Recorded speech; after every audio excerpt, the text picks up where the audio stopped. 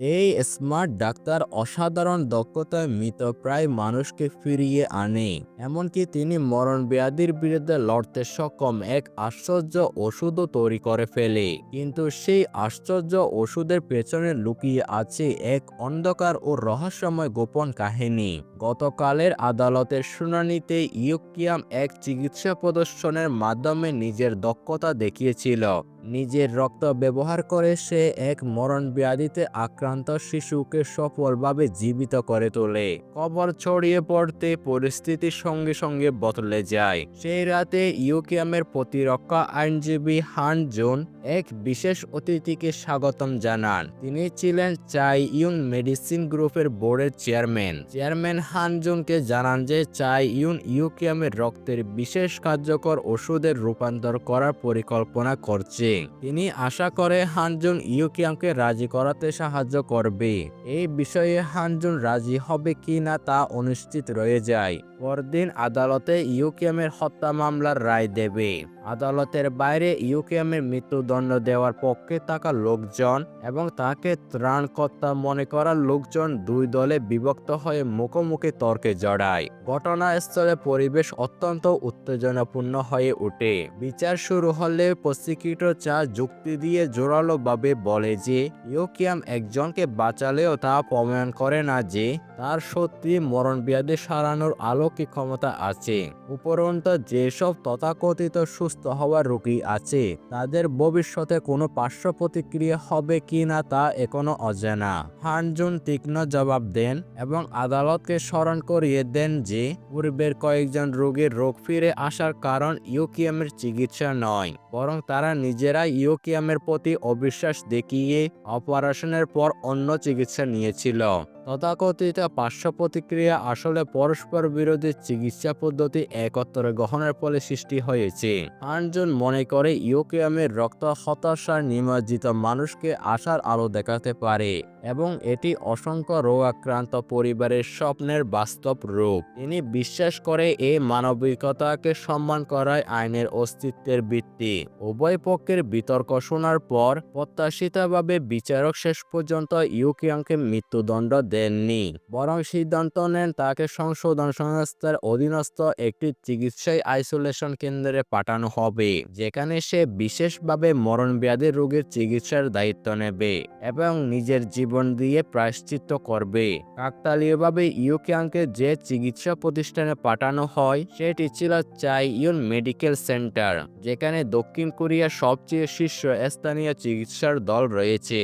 তাছাড়া যদিও সে আবারও স্বাধীনতা পেয়েছে, তবুও তার পায়ে ইলেকট্রিক নজরদারি শিকল লাগানো আছে এবং দরজার বাইরে 24 ঘন্টা পাহারা বসানো হয়েছে। কিছুক্ষণ পর চাই ইউনের চেয়ারম্যান ঘোষণা দেন যে সমাজ কল্যাণ ও জনসাধারণের সহায়তার জন্য তারা ইউকিয়ামের চিকিৎসার সর্বাত্মক সমর্থন দেবে। রায় ঘোষণার পর হানজুন ও ইউকিয়ামের সাক্ষাৎ হয়। ইউকিয়াম জানান তিনি অকৃতজ্ঞ নন এবং যাই হোক হানজুন প্রথম ব্যক্তি যিনি তাকে বিশ্বাস ও সমর্থন করেছিল। তাই চিকিৎসা তালিকা বের হলে তিনি প্রথমেই হানজুনের মেয়েকে চিকিৎসা করাবে। এই কথা শুনে হানজুন আশায় ভরে ওঠে, কিন্তু তার মেয়ের অবস্থা দিন দিন আর সংকটজনক হয়ে ওঠে। গতকাল হঠাৎ সে দৃষ্টিশক্তি হারায় এবং আজ তাকে নিবিড় পরিচর্যা কক্ষে ভর্তি করা হয়েছে। ডাক্তার হানজুনকে সবচেয়ে খারাপের জন্য মানসিকভাবে প্রস্তুত থাকতে বলে, কারণ তার মেয়ের অবস্থা মোটেই আশঙ্কাবাঞ্চক নয় এবং দেরি হলে তার প্রত্যাশিত আয়ু আরো কমে যাবে। হানজুনের কাছে পরিস্থিতি আরো জরুরি হয়ে ওঠে। তাই চাইউন সিদ্ধান্ত নেয় যে লটারির মাধ্যমে নির্ধারণ করা হবে কোন কোন মরণব্যাধির রোগী ইউকিয়ামের চিকিৎসা পাবে। অল্প সময়ের মধ্যে ইউকিয়াম রোগীর তালিকা পায়, কিন্তু বিস্ময়করভাবে সেখানে হানজুনের মেয়ের নাম নেই। মেয়েকে বাঁচাতে হানজুন চিকিৎসা কেন্দ্রে গিয়ে ইউকিয়ামের সঙ্গে দেখা করে এবং এমনকি তার সামনে হাঁটু গেড়ে বসে যেভাবে হোক তার মেয়েকে বাঁচানোর জন্য অনুরোধ করে। হানজুনের কাছে এখন ইউকিয়ামই একমাত্র শেষ ভরসা, কিন্তু এই সংকটময় মুহূর্তে বিপদ ঘিরে থাকে। মামলার পরাজয়ের পর ছাজিয়ে বদলির মুখোমুখি হতে চলে, কিন্তু তিনি মন থেকে রাজি নন এবং তদন্তে বুঝতে পারে যে বহু বছর আগে ইউকিয়ামের গাড়ি দুর্ঘটনার পর যিনি তাকে চিকিৎসা করেছিল সে প্রফেসর হান অতীতে একটি অবৈধ চিকিৎসার মামলার সাথে জড়িত ছিল।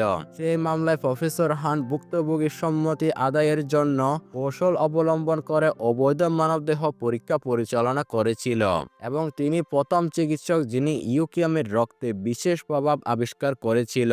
প্রসিকিউটর দপ্তরের নথি প্রমাণ করে যে তখন প্রফেসর হানকে নির্দোষ মুক্তি দিয়েছিল চাজিয়ের সরাসরি মন্ত্রী এবং মৃত্যুদণ্ডের জোর সমর্থক সেই সাদা এমপি। নিজের পেশাগত অন্তর্দৃষ্টি দিয়ে চাজিয়ে বুঝতে পারে এই ঘটনার পেছনে অবশ্যই অজানা কোনো গোপন রহস্য লুকিয়ে আছে।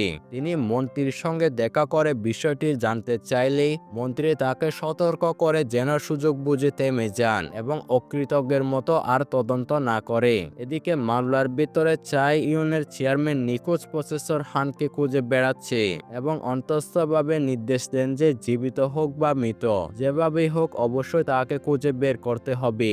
বহু ঘোরাঘুরির পর অন্তঃস্থন প্রফেসর হানের থাকার হোটেল খুঁজে পায়, কিন্তু তিনি খবর পেয়ে আগে পালিয়ে গেছে। হোটেলের কক্ষে তারা একটি পরীক্ষার নোট বই খুঁজে পায় যা সঠিকভাবে বলতে গেলে ইউকিয়ামের ডায়েরি, কিন্তু খুব দ্রুত চেয়ারম্যান এই নোট বইয়ের চাই ইউনের চিকিৎসা গবেষণা দলের হাতে তুলে দেন এবং আদেশ দেন 1 সপ্তাহের মধ্যে ডায়েরির বিষয়বস্তুর ভিত্তিতে গবেষণার ফল বের করতে। সত্য অনুসন্ধানের জন্য চাই ইউনের চেয়ারম্যানের সঙ্গে দেখা করে। জানা যায় বহু বছর আগে প্রফেসর হান ছিলেন চাই ইউনের প্রতিষ্ঠার সূচনাকারী চিকিৎসক এবং কথিত আছে তিনি ও চেয়ারম্যানের পিতা ঘনিষ্ঠ বন্ধু ছিল এবং একসাথে মরণ ব্যাধি নিয়ে গবেষণায় নিবেদিত ছিল। চেয়ারম্যান চাজিয়ার প্রশ্নের মুখে স্বীকার করে যে মানবদেহে পরীক্ষা সত্যি হয়েছিল, কিন্তু তার রোগীর পরিবারের সম্মতিতে করা হয়েছিল। পরে সেই পরিবারের লোভ বেড়ে আরো বেশি আর্থিক ক্ষতিপূরণ দাবি করায় উভয় পক্ষের মধ্যে মামলা গড়ায়। চাজিয়া তখন ইউকিয়ামের প্রসঙ্গ তোলে এবং বলে তার জানা মতে গাড়ি দুর্ঘটনার পর ইউকিয়াম দায়িত্ব জ্ঞানহীন অবস্থায় থাকার সময়েও চাই ইউনের পরীক্ষার বিষয়বস্তু ছিল।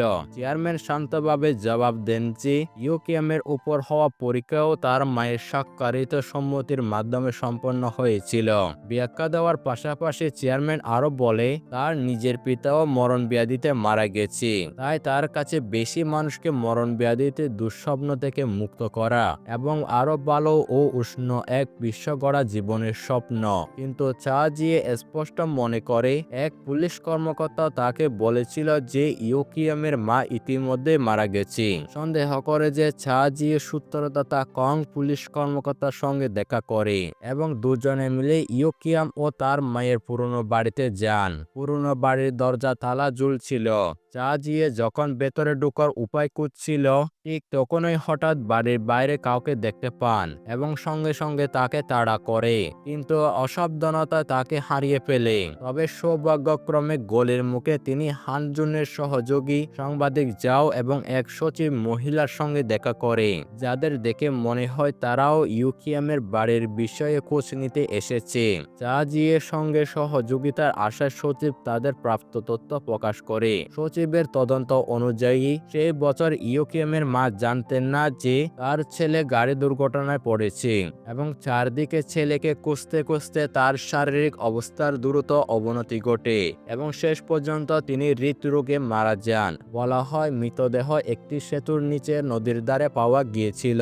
সচিবের কাছে বিষয়টি অস্বাভাবিক মনে হয়, কারণ সাধারণ হৃদরোগে আক্রান্ত রোগী এমনভাবে নদীতে গিয়ে পড়ে না। চাজিয়ে ইউকিয়ামের মায়ের ময়নাতদন্তের প্রতিবেদন বের করে, যেখানে স্পষ্ট লেখা ছিল তিনি সত্যি হৃদরোগে মারা গেছে। কিন্তু একই সঙ্গে চাজিয়ে দেখতে পান সেই মামলার তদন্তকারী কর্মকর্তা ছিল তার পরিচিত কং পুলিশ কর্মকর্তা।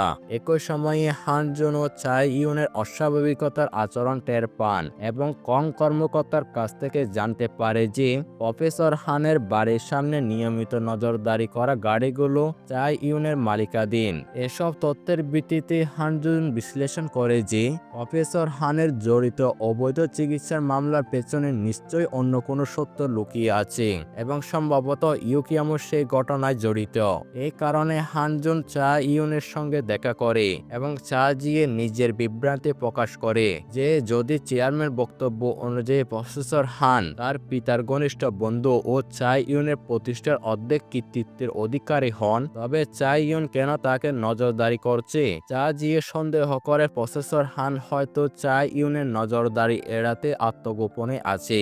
এখন পরিস্থিতি এমন পর্যায়ে পৌঁছেছে যে চা জিয়ে নিজের পেশাগত জীবনে বাজি রেখে সত্য উদ্ঘাটনের পরিকল্পনা করে এবং যে কোনো মূল্যে অভ্যন্তরীণ রহস্য উদ্ঘাটনের শপথ নেন। একই সময়ে চা জিয়ে উদ্বোধন ও পরামর্শ দিতে ছিল হানজুন এবং তিনি হঠাৎ মনোভাব বদলে সাহায্যের সিদ্ধান্ত নেন। প্রতিশ্রুতি দেন ইউকিয়াম সম্পর্কিত সমস্ত তথ্য তিনি চা জিয়ের সঙ্গে ভাগ করবে এবং বিনিময়ে চা জিয়েকেও প্রসিকিউটর দপ্তরের প্রাসঙ্গিক তথ্য ভাগ করতে হবে। সহযোগিতা সম্মত হওয়ার পর চা জিয়ে কং পুলিশ কর্মকর্তাকে খাবারের দাওয়াত দেন এবং খাওয়ার সময় ইচ্ছাকৃতভাবে জিজ্ঞেস করে তার আগের সহযোগী প্রসিকিউটর কে ছিল। কং কর্মকর্তা অসতর্কভাবে উত্তর দেন যে তিনি ছিলেন চা জিয়ের ঊর্ধ্বতম সেই মন্ত্রী এবং আরো অস্বাভাবিক বিষয় হলো এই মন্ত্রীও বহু বছর আগে প্রফেসর হানের অবৈধ চিকিৎসার মামলার সরাসরি দায়িত্বে ছিল।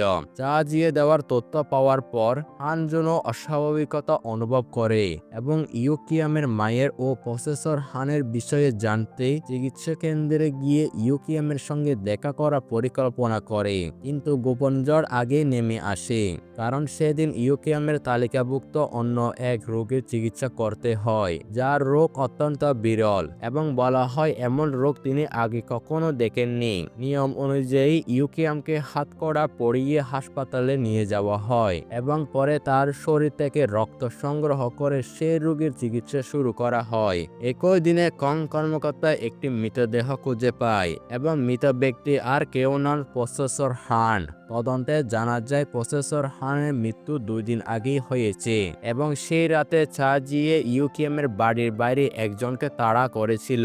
সন্দেহ করা হয় সেই ব্যক্তি সম্ভবত প্রফেসর নিজেই ছিলেন।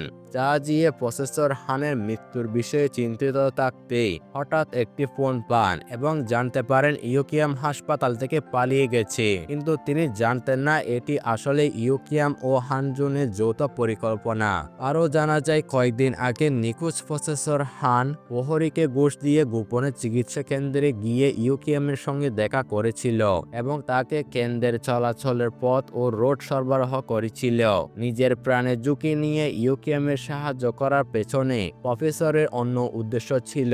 ইউকিয়াম প্রতিশ্রুতি দিয়েছিল যে সে সারা জীবন নিজের শরীর থেকে রক্ত দিতে পারবে না এবং পরিকল্পনা সফল হলে সে প্রকৃত চিকিৎসা উদ্ভাবন করবে এবং প্রফেসরের আজীবনের স্বপ্ন বাস্তবায়ন করবে। এখানে 5 ও 6 নম্বর পর্ব শেষ হয়। পরবর্তী পর্বটির জন্য ভিডিওটি লাইক, কমেন্ট আর চ্যানেলটি সাবস্ক্রাইব করে রাখুন। দেখা হবে আরও একটি নতুন এপিসোডে। ধন্যবাদ সবাইকে।